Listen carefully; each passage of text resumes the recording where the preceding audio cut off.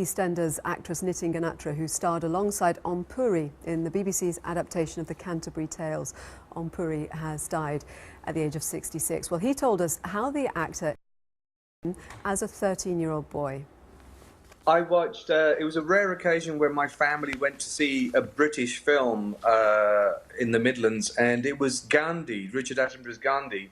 And as a teenager, I kind of had to sit there through the lecture of India's history. And then a scene in the film, which was astonishing. It was a tiny little scene, it was a cameo, and it had such a huge impact on me that I never forgot it. And then years later, it turned out to be Puri when I did my research.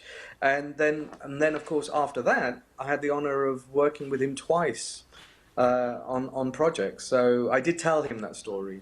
What was it about that moment and about him that really connected with you as a 13-year-old boy?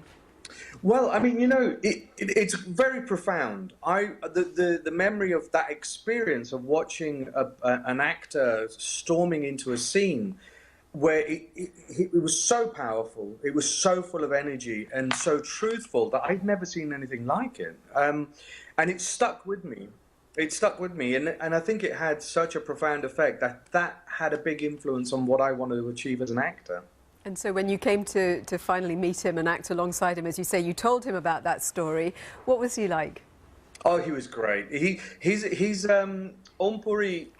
It has got a very angry, resting face, but when he breaks out into a smile, the room lights up. He's a very gentle man and full of humour, and completely took me under his wing. I loved working with him, and we were side by side. You know, we were working as equals. His only regret with me was that I wasn't Punjabi enough for him. So he would, in fact, I remember one day on set, I said, oh, I really fancy a particular Indian dish. And his wife had just come over from India and cooked, and there it was on set the next day. He said, my wife cooked for you.